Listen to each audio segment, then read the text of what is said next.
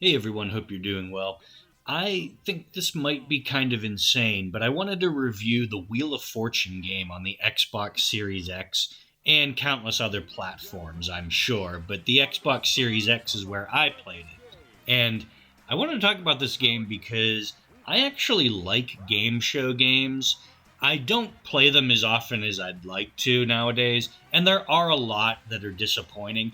But when there's a pretty decent one, I like to give it its props. Now, this game is far from perfect. It's a little buggy, and the presentation is like fine. It's not going to blow anyone's mind, but it replicates the television show very well at the end of the day.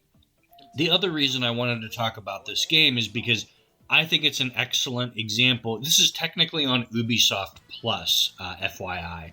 But I wanted to talk about it because this is exactly the type of game where if we're going to have these streaming services, keep bringing me these games because it's a great example of easy for someone to make.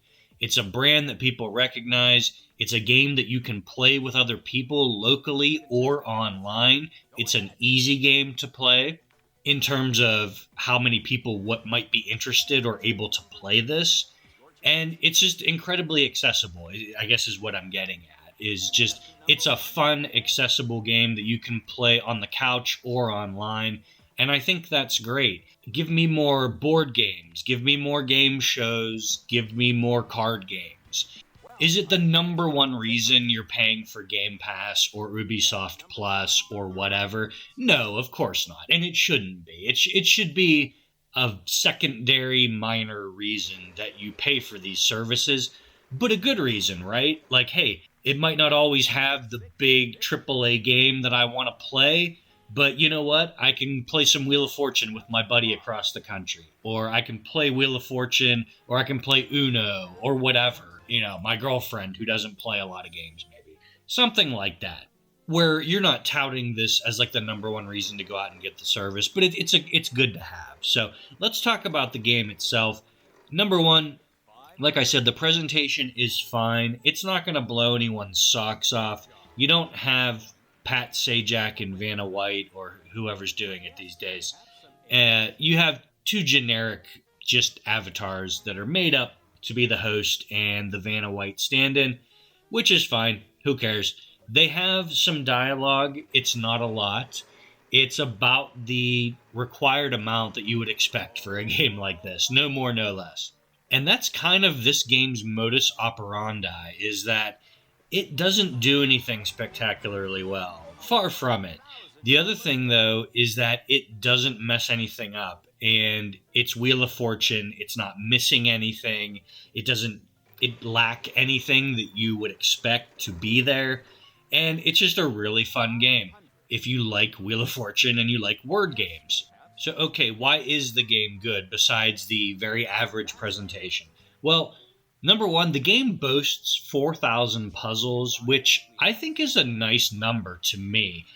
Granted, I've been playing the game for about a week and a half, which isn't that long. I've been playing it fairly heavily, though.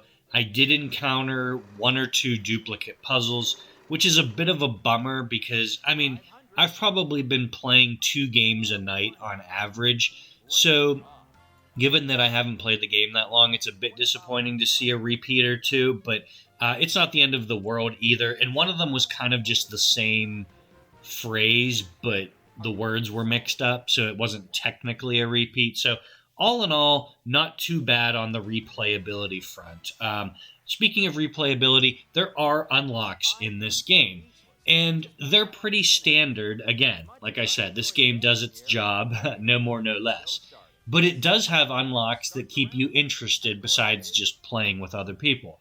There are unlocks for different outfits for the host and the Vanna White stand-in. There are different sets, so different backgrounds, like when they go to Philadelphia or when they go to Hawaii or whatever. They have a different set for the game show. You can unlock all that stuff. You can unlock different prizes to be on the wheel. You can unlock different trips to be on the wheel. So you can put Japan on there or a trip to Vegas or whatever you want. And the game will meld itself to whatever ones you choose. So it'll play a different video depending on if you're in Hawaii or something like that, for example. It's a nice little touch. Granted, it's a little bit buggy and doesn't always work the way it's intended, but honestly, it's a nice touch that they didn't have to do. And, as far as the voiceover work I mentioned, it's pretty solid, and it doesn't get too repetitive, and it doesn't bore you to death, which can happen in these games at times. So, at any rate, all good on those fronts. You can also unlock outfits and different accessories and hairstyles for your avatar, which is not saved whenever you quit the game. You'll have to redo it over again. Again, slightly sloppy presentation, but overall very solid. As far as playing online, that's the other great thing. I don't play games online very often because I cannot have a wired connection down here in my game room. So I have a wireless connection, which isn't very good for online gaming. But at any rate, it doesn't matter how good your internet is as long as it works, because this is a game where they give you plenty of time to take action. And if other players are having slow connections, it doesn't debilitate your game in any way. The game just might take a few extra seconds here. Surprisingly, I've also found games online more often than not. This is a game that I expected would be pretty much dead, and I was worried I'd be able to find opponents at all.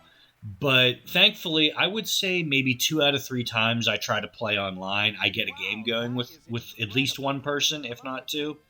And AI might take over one of the players temporarily, but it's not a bad hit rate as far as trying to find people to play with. I played it locally here with another person as well, and we had a lot of fun. This person never plays video games. I don't know if they've ever held an Xbox controller in their life, but again, it doesn't really matter. You're just using the D-pad, the A button, and the Y button. That's it. Anyone can figure that out and use that. And it's intuitive as well, because we've all seen Wheel of Fortune. I mean, I'm not even the biggest fan of the TV show. I like the puzzles, but I'm not really a fan of the show. And I think I've probably seen 100 episodes of Wheel of Fortune, and I don't even like the show. So everybody kind of knows how to play the game, and it's easy to play the game. So all in all, this is a winner for me. I mean, this is better than a lot of the AA games that I kind of had my heart set on. They come to Game Pass, or I buy them or whatever, and they're underwhelming. I'm having more fun with this than Marvel Cosmic Invasion, if you can believe that. That might sound a little harsh. I don't care. This game is more fun than Marvel Cosmic Invasion. So, at any rate, play this game. It's fun. And leave the light on for game show video games. Don't just write them off completely. Some of them are really fun. So, do you have any of your favorites that you want to share here? Did you play this game? What do you think of it? Let me know what you think about this game or game show games in general. And we'll get a conversation going. And I'll talk to you guys later. See ya.